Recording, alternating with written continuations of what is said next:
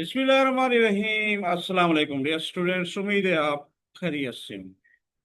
जैसा कि आपको इल्म है, Bukhari information technology system bits के प्लेटफॉर्म पे हम क्लास 11 की जो नया सिलेबस है उसकी इंग्लिश है, उनके लेक्चर्स हम आपको दे रहे हैं और गए बगए आपको टिप्स भी देते रहते हैं और इन मालूमाती वीडियोस भी और भी शामिल कर रहे हैं। बाकी सब्जेक्ट्स भी हम साथ साथ इंशाल्लाह कोशिश करेंगे उनके भी लेक्चर्स कुछ ना कुछ अपलोड करें बाकी सब्जेक्ट्स के। तो ज़्यादा फोकस इंग्लिश पे है क्योंकि इंग्लिश बहुत इंपॉर्टेंट लैंग्वेज है और ये आपके फ्यूचर में बहुत ज़्यादा आपके काम आनी है। और ये चाहे वो किसी भी फील्ड में अभी एफएससी प्री इंजीनियरिंग कर रहे हैं, मेडिकल के शोबे का है या जनरल जो एफए में मौजूद है स्टूडेंट्स, उनके लिए ये इंग्लिश एक कंपलसरी सब्जेक्ट है और फ्यूचर के लिए भी बहुत उनके लिए बड़े काम आएगा। तो हमने ये देखा कि हम ट्रांसलेशन जैसे कर रहे हैं उर्दू में पैराग्राफ वाइज क्लास 11 के हवाले से। तो हमने एक छोटा सा आज ये सोचा क्यों ना स्टूडेंट्स को थोड़ा डिटेल में समझाया जाए कि आपने सही ट्रांसलेशन करनी किस तरह होती है। क्योंकि लेक्चर के दौरान हो सकता है कुछ डिटेल हम ज़्यादा ना दे पा रहे हों टाइम की वजह से। तो यहाँ पे हम मेरी कोशिश है कि आपको समझा सकूं कि एक पैराग्राफ को आपने अगर थारली सही तरह अंडरस्टैंड करना है और फिर अपनी उर्दू में ट्रांसलेट करना है तो किस तरह करना है और आपकी ग्रिप कैसी होनी चाहिए, तब भी जाकर आप इंग्लिश में मास्टर हो सकेंगे और उस पर आपके लिए कोई मुश्किल नहीं आएगी फ्यूचर में। तो आइए हम स्टार्ट करते हैं। और ये मैं आपको बताऊँ, ये इक्वली हर किस्म के स्टूडेंट जो 9th में पढ़ रहे हैं, इवन मिडिल में हैं या इंटरमीडिएट में या जिनकी इंग्लिश वीक है, उन सब के लिए ये फायदेमंद वीडियो है। तो इसको गौर से ज़रूर देखें, आपको उम्मीद है ये काविश भी अच्छी लगेगी। आइए स्टार्ट कर लेते हैं जी। पैराग्राफ है, पहले सबसे पहले ऊपर क्या लिखा हुआ है, how to translate into Urdu in a correct way. ठीक है जी, सही तरीके से यानी कि उर्दू में ट्रांसलेट किस तरह करना है। ये हमने पैराग्राफ फ्रॉम यूनिट 4 चूज किया है। टीम मून है, जो क्लास 11 के स्टूडेंट को मालूम है। इंग्लिश क्लास पीसीटीपी की जो बुक है अभी ऑफिशियली आप वेबसाइट पे भी मौजूद है, तो उसका हमने एक छोटा सा पैराग्राफ चुना है। तो आइए सबसे पहले तो हम ये देख लेते हैं। इसको पहले पहले तो हमने पढ़ना सीखना है। साफ सुथरी इंग्लिश है, उसको पढ़ना अगर सही आपको नहीं आ रहा, यकीनी बात है प्रोनाउंस करना नहीं आता, तो ये आपकी वीकनेस है, इसको आप कवर करें। आजकल के दौर में आप आसानी, आपके पास डिजिटल टूल मौजूद हैं, गूगल पे जाएं या वैसे आपके जो डिजिटल टूल हैं वो वॉइस देते हैं। आपको सही इंग्लिश की प्रैक्टिस करनी चाहिए अगर आपको, और उसका तरीका समझना चाहिए कि किस तरह प्रोफेशनल वे में इंग्लिश को प्रोनाउंस करना है, ताकि आप जब बोलें या आपको या पढ़ रहे होंगे रीडिंग, तो उसमें आपको प्रोनाउंस करना अच्छी तरह आना चाहिए। सबसे पहले तो ये लाजमी है कि वर्ड को पढ़ना किस तरह, प्रोनाउंस किस तरह करना है। फिर दूसरा जो टिप है जो इम्पोर्टेंट है, जिसको समझना जरूरी है, वो है आपने उसकी स्पेलिंग को याद करना है। इंग्लिश की अगर स्पेलिंग आपको नहीं आती किसी वर्ड के, एलिमेंट्री क्लासेस ही फोकस किया जाता है जब आप अल्फ़ाबेट सीख रहे थे, फिर वर्ड सीखे, तो वर्ड में आपको स्पेलिंग असातिज़ा किराम सिखाते रहे। अगर आपकी इंग्लिश कमज़ोर रह रही है, आपके स्पेलिंग ठीक नहीं आ रहे, तो फिर भी आप मार खाते हैं। तो उस पर भी आप फोकस करें, ज़्यादा से ज़्यादा वोकेबुलरी जिसे कहते हैं ज़खीरा अल्फाज का इजाफा करें। आपकी spelling second most important thing है, ये जानना बहुत ज़रूरी है। तो पहला हो गया प्रोनाउंसिएशन करना वर्ड्स को, और फिर प्रोनाउंस करना। और वर्ड है तो वर्ड जब बनता है तो वो सेंटेंस बनता है, क्योंकि अल्फ़ाबेट से वर्ड्स बनते हैं मीनिंगफुल, और फिर वर्ड से आपको पता है सेंटेंस बनता है, सेंटेंस से पैराग्राफ बनते हैं, और फिर ऐसे और स्टोरीज एंड सो ऑन जो बुक्स आप पढ़ रहे हैं। लेकिन अब आपने प्रोनाउंस करना सीख लिया सही तरह, आपको वर्ड की स्पेलिंग आ गई, अब उन वर्ड का मीनिंग का पता होना बहुत जरूरी है। अपनी जबान में, जो भी जबान आप है, उर्दू है या इवन आपके कोई भी मादरी जबान है, उसमें आप उस समय जो ये वर्ड है क्या, तो वो बड़ा इंपॉर्टेंट है आपको मीनिंग जानना। तो ये थर्ड स्टेप है, ये थर्ड स्टेप है कि आपको ये समझना बहुत जरूरी है अगर इंग्लिश में ग्रिप करना है। तो फोर्थ जो स्टेप है, अब वो क्या है जी, फिर आपने देखना है कि जो आप इन वर्डों को जोड़ रहे हैं, जो फिक्रा बना रहे हैं, वो आपके टेंस क्या है, टेंसेस आपने देखने हैं इनमें, और उससे उससे फिर मिलता जुलता पार्ट्स ऑफ स्पीच को देखना है कि पार्ट्स ऑफ स्पीच बल्कि अंडरस्टैंड करना बहुत जरूरी है कि आपके ये नाउन है, प्रोनाउन है, वर्ब है, एडवर्ब है, एडजेक्टिव है, प्रपोजिशन है, कंजंक्शन है, इंटरजेक्शन, जो मेनली 8 कहे जाते हैं, वो क्या है। इनमें कहाँ ये क्या यूज हो रहा है, और फिर टेंसेस कौन सा है, ये माजी हाल है, मुस्तकबिल का है, या कोई और फिक्रा है। और इनमें फिर ये देखना है आपने साथ साथ ये भी देखना है, ये आया एज ए नाउन यूज कहाँ हो रहा है, प्रोनाउन कौन सा है, फिर उनकी किस्में है, रिलेटिव प्रोनाउन है, डेमोस्ट्रेटिव प्रोनाउन है। तो इनकी इन डेप्थ आपको इल्म हो। फिर आपने पंक्चुएशन मार्क्स का करेक्टली अंडरस्टैंड करना है कि आपका फुल स्टॉप पे फिक्रा कंप्लीट होता है, सेंटेंस जो कंप्लीट होता है। अगर आप कॉलन लगा रहे हैं तो उसके आगे फिर तफसील है, उसकी थोड़ी अंडरस्टैंड करना जरूरी है। आपने छोटे वगैरह कॉमा यूज करते हैं, फिर सेमी कॉलन है उसके मुताबिक, और साथ साथ एपोस्ट्रॉफी एंड सो ऑन, जैसे का इस्तेमाल, इस तरह पंक्चुएशन मार्क्स हैं। तो हम कोशिश करेंगे कि एक पंक्चुएशन मार्क्स में भी अलग लेक्चर आप लोग लेते हैं। बाकी ग्रामर के रूप से हम मजीद जो है ना लेक्चर दे रहे हैं। अभी 2023-24 की जो बुक है पीसीटीबी की, तो वो भी आप देख सकते हैं, कुछ लेक्चर अपलोड कर किए जा चुके हैं, मजीद भी करेंगे ताकि आपको उसमें भी ग्रिप हो। तो तब जब जब ये चीज़ें सब आप अंडरस्टैंड कर लेंगे, फिर आपने उस हर सेंटेंस के मुताबिक पैराग्राफ को, उसको मीनिंग को समझते हुए आपने उर्दू में ट्रांसलेट करना है। जब ये चीज़ें आप ट्रांसलेट करेंगे तो इस तरह आपको सब चीज़ें समझ होगी, अंडरस्टैंडिंग होगी, और आप फिर बड़े अच्छे मार्क्स भी ले सकेंगे, नॉलेज भी होगा, और आपकी ग्रिप भी होगी, और आप फिर आप इंग्लिश में मारने थोड़ी सी एफर्ट जरूरत है। अगर आपकी बेस स्ट्रांग है तो ये चीज़ें अभी आसान लगेंगी। अगर बेस नहीं स्ट्रांग, तो अभी से आप मेहनत करना शुरू कर दें, तभी जाकर आप इस पे ग्रिप हासिल कर सकते हैं। तो ये जो चीज़ें हमने बताई है, आइए स्टार्ट हम कर लेते हैं जी। सबसे पहले हम एक सेंटेंस वाइज देख रहे हैं। पहला सेंटेंस पढ़ते हैं इस पैराग्राफ का, और प्रोनाउंस करते हैं, फिर मीनिंग देखते हैं इनकी, और जिस तरह हमने बोला है इसी तरह। तो फिर हम आखिर में ट्रांसलेशन लिख के भी आपको मैं दिखाता हूँ जी। They dealt with challenges that seemed insurmountable. यहाँ फिक्रा मुकम्मल नहीं हो, ये कॉलन आ रहा है, ठीक है जी, क्योंकि ये बता रहा है कि आगे चल रहा है फिक्रा। How to keep the rocket stable, how to navigate through space with precision, and, देखिए ये आपका कम ही आ रहा है, एंड अभी फिक्र मुकम्मल नहीं हुआ, how to bring the astronauts home safely, ये फुल स्टॉप है। अब इस पैराग्राफ का ये यहां से लेकर यहां तक आपका जो है फिक्रा मुकम्मल हो गया। इस दौरान पंक्चुएशन मार्क आ रहे हैं, क्योंकि वो अभी एलिब्रेशन या वजाहत उसकी चल रही है, फिक्रे के अंदर ही मालूमात आ रही है। तो हमने एक फिक्रा, इसको सही तरह हर वर्ड को सीख लिया है, पढ़ना सीख मकसद उसको पढ़ा है, किस तरह प्रोनाउंस करते हैं। अब हमने सारे स्पेलिंग थे, वो भी उम्मीद है आपको आते होंगे, अगर नहीं आए तो आराम से आप इनको अपनी मेमोरी में, अपनी उसमें उसको स्पेलिंग को याद करें। तो ये दो चीजें हो गई। थर्ड जो है हम देखते हैं, अब जी मीनिंग देखते हैं इनके, ठीक है जी, मीनिंग देख लेते हैं। तो साथ साथ हम ये भी देखते हैं, ये पार्ट्स ऑफ स्पीच की रूह से ये क्या बन रहा है, ये भी देखते जाते हैं। और फिर हम देखेंगे कि ये फिक्रे की रूह से इसका जमाना कौन सा है। तो इस तरह फिर हम उसको ट्रांसलेट कर देंगे आपको। तो इस तरह आपने करेक्ट वे से जब सीखेंगे तो बहुत कुछ आपके लिए आसानी रहेगी जी। तो देखें जी, दे का मतलब तो वो हो, याद रखें वो जो है ना, ये एक प्रोनाउन है, क्योंकि पीछे से एक सिलसिला चला आ रहा है को जो सिलसिला था, तो वो दे उस तरफ इशारा कर रहा है, वो हो। डेल्ट है जो डील करना, बर्ताव करना, निपटना निपटना। तो ये डेल्ट second form of verb utilize कर रहे हैं। ये वैसे आगे मैंने बताना भी था, लेकिन आपको अभी बता रहा हूँ। डील की सेकंड फॉर्म डेल्ट है, थर्ड भी डेल्ट है। तो वो डेल्ट क्या हो गया जी, वर्ब है, ठीक है जी। दे क्या है, ये प्रोनाउन है, और विद प्रपोजिशन, ठीक है। डेल्ट के बाद विद एक प्रीपोजिशन है, हरफ जार कहते हैं। चैलेंजेस मुश्किलात या चैलेंजेस भी कह सकते हैं, ये आपके नाउन हैं, जो प्लुरल नाउन है, ठीक है जी।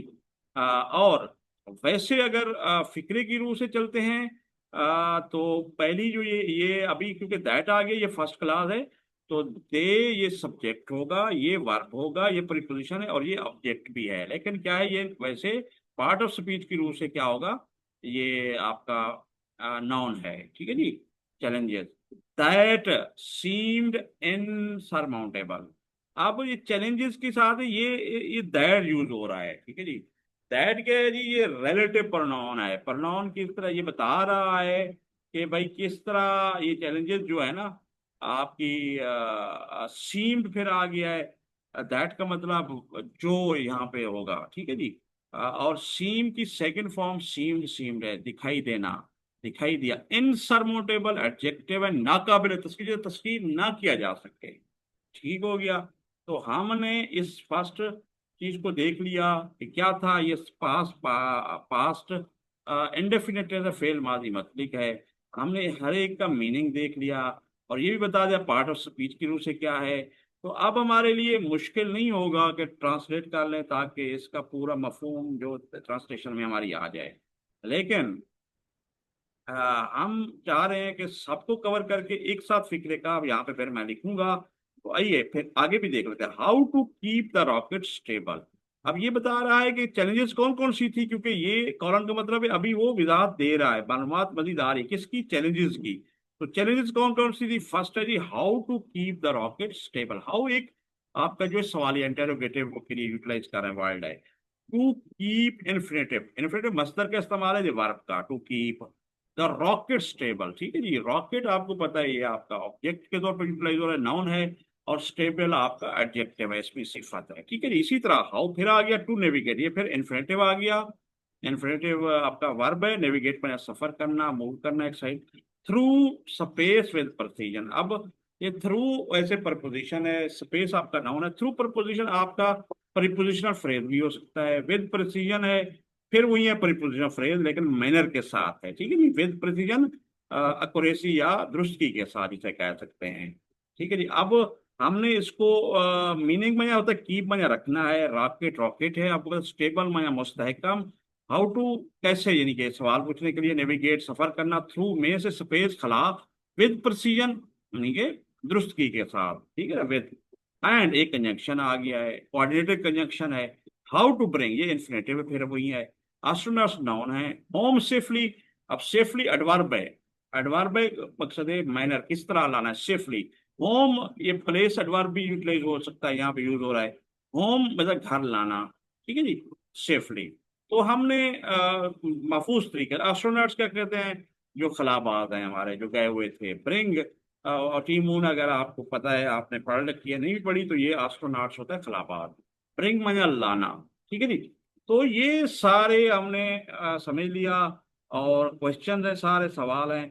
तो आइए अब हम इस एक पहले सेंटेंस की हमने सब चीजें देख ली, तो करेक्ट वे में अब हम इसको इनकी हम उर्दू नीचे खुद अभी मैं लिख के दिखाता हूँ आपको, कि जब एग्जाम में भी आप करेंगे, जब कोई भी पैराग्राफ हो, तो किस तरह आपने फिर इसको करना है। ठीक है जी। जी, they dealt with challenges that seem insurmountable। ठीक है ना जी। हम उर्दू में लिखते हैं जी, उन्होंने मुश्किलात या चैलेंजेस भी लिख सकते हैं, यूटिलाइज कर सकते हैं। ठीक है जी। अ, उन्होंने चैलेंजेस,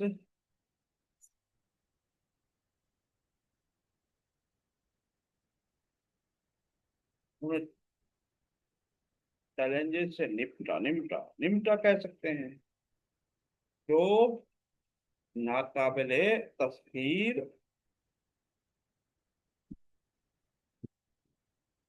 दिखाई दी या देती थी। ठीक है जी, दे रही थी भी कर सकते हैं, देती थी, क्योंकि मफहूम मतलब समझ आ जाए, और इस तरह करना है। क्योंकि वर्ड बाई वर्ड हम कर तो रहे होते हैं, लेकिन ये जरूरी नहीं है कि लेकिन आपकी उर्दू में भी उसका मतलब क्लियर हो, और इन सब चीजों को मीनिंग भी कवर हो रहे हो, सारा चीज है।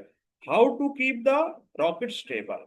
ठीक है ना, रॉकेट को स्टेबल यानी कि मुस्तहकम रखना। अब ये देखिए, ये हमने बे कॉलम भी लगा दिया, क्योंकि तक से मुस्तहकम रखना। रॉकेट को कैसे मुस्तहकम रखा जाए, क्योंकि हाउ टू आ गया, कैसे मुस्तहकम या स्टेबल रखा जाए, रखा जाए, एक ये है। उसके बाद अच्छा, हाउ टू नेविगेट, यानी उससे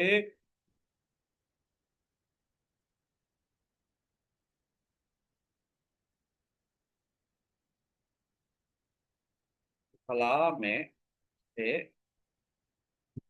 कैसे दुरुस्तगी के साथ, प्रेसिजन यानी कि चलाया जाए, या चलाया जाए कह सकते हैं, या नेविगेट किया जाए, सफर के उसे खला में कैसे दूसरा चलाया जाए, नेविगेट किया जाए नीचे। एंड और ये देखें, और how to bring the astro home safely, और खला बाजों को कैसे बाहिफाजत घर लाया जाए, बाहिफाजत।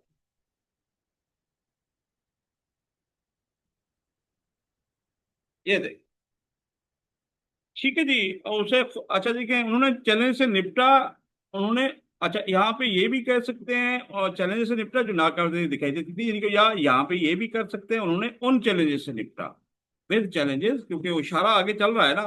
तो यहाँ पे हम ये भी डाल सकते हैं, कोई इशू नहीं है, क्योंकि मैं भी बता रहा हूँ वर्ड बाई वर्ड जरूरी नहीं होता इंग्लिश में, लेकिन आपको मीनिंग आपका उर्दू में उसमें थोड़ी सी चेंजेस करनी होती हैं।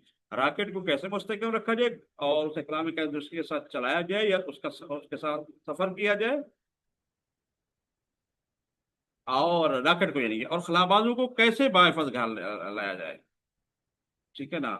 अच्छा, अब देखिए इसमें how to navigate through space, यानी कि आप रॉकेट सफर ही कर रहे हैं ना, तो नेविगेशन एक भी रॉकेट की होती है, या जो खलाई शटल जा रही है तो उसके साथ, ठीक है ना।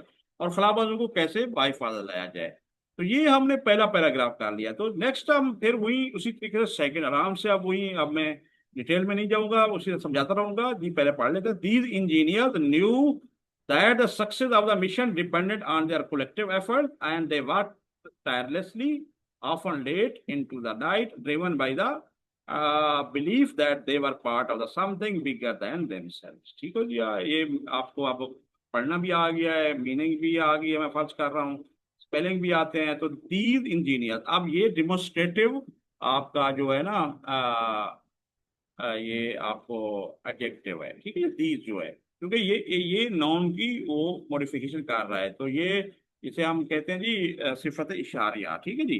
तो इंजीनियर्स नाउन है, दीज ये इंजीनियर्स, अब क्या है जी, ये न्यू, ये देखिए नो की सेकंड फॉर्म है, न्यू नोन, सेकंड फॉर्म है वर्ब बाई पास्ट, फिर वही इंडेफिनिट टेंस है, फेल माजी, यानी कि आपका जो है इंडेफिनिट, यानी कि मतलब सेकंड फॉर्म वर्ब यूज कर रहे हैं।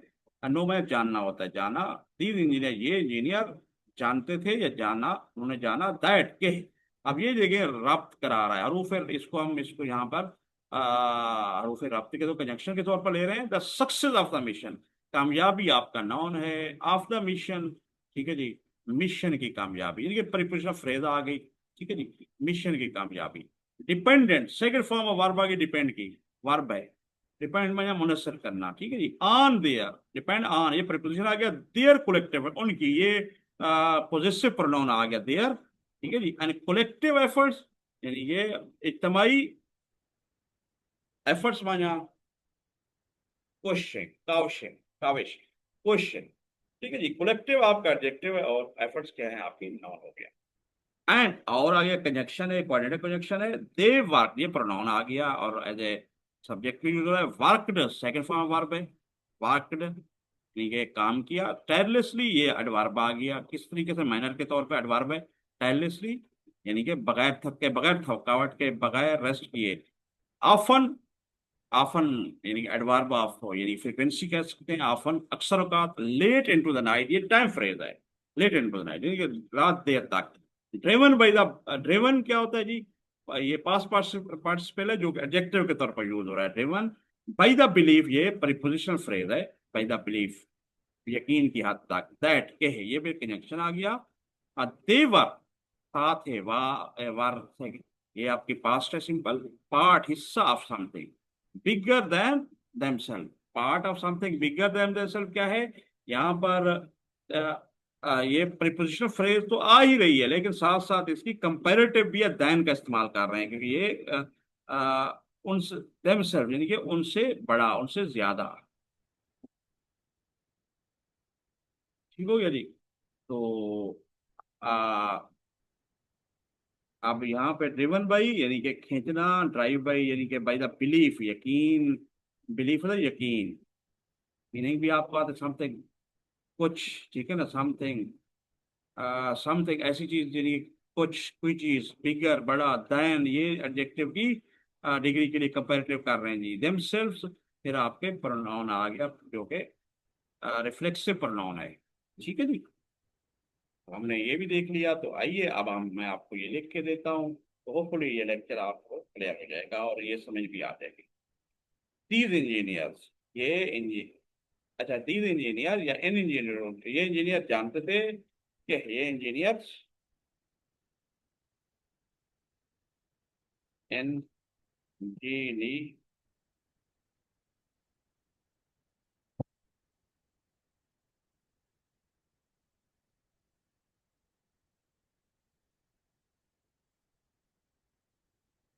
That the success under progress, mission की कामयाबी, मिशन की कामयाबी, ठीक है ना, उनकी इज्तिमाई काविश, इज्तिमाई कोशिशों या काविश और पर पर मुनहसर करती है, मुनहसर, डिपेंड करती है, ठीक है जी। नंबर वन, एंड और दे वर्कड एज, उन्होंने दिन रात टायरलेसली, उन्होंने बगैर रुक के या बगैर थकावट के, बगैर रुक के अक्सर औकात इंडिकेट कर सकते हैं, अक्सर ऑफन, रात देर तक, ठीक है ना, तक काम किया, बगैर रुक के या बगैर रुक के या बगैर थकावट के, बगैर सुकून किए, रुक के या सुकून के भी देख सकते हैं यहाँ पे। तो ये हो गया नाइट, इस यकीन के साथ, ड्रिवन बाई, इस यकीन के साथ, ठीक है जी, यकीन का ड्रिवन बाई यानी ड्राइव होता है कि फोर्स जो आपको ड्राइव कर रही है, इस यकीन के साथ, फिर के वो कोई ऐसी चीज का हिस्सा थे जो उनसे भी, यानी कि अपनी जात से बड़ा थे, उनकी जात से या उनसे भी बड़ी थी, उनसे भी बड़ी थी, यानी कि मिशन बड़ी थी, यानी कि उनकी जात से, जो उनसे दम से, उनसे भी बड़ी थी या उनकी जात से भी बालातर थी, ये भी कर सकते हैं आप। तो ये जो उनसे भी बड़ी थी या उनकी जात से भी बालातर थी, मगर उसकी जात बाद में पर्सनल चीज हट के वो उससे भी वो उसको बढ़ा ले रहे। तो डियर स्टूडेंट्स, ये तरीका है, ये मेथड है।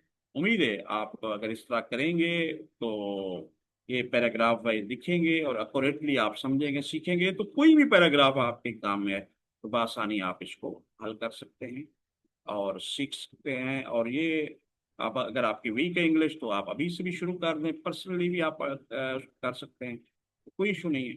बाकी अ, सब चीज़ें इसी तरह आप जो मैंने बताई हैं टिप्स, उम्मीद है आपको हेल्प करेंगी। तो अगर आपको ये काविश हमारी अच्छी लगती है तो हमारे यूट्यूब चैनल को काइंडली जिस आप सब्सक्राइब कर दें, इससे हौसला अफजाई होती है, इस तरह की मजीद मालूमाती वीडियो आपको अभी भी हम इंशाल्लाह अपलोड करते रहेंगे इस चैनल पे। तो दो में याद रखिए, फी अमान अल्लाह।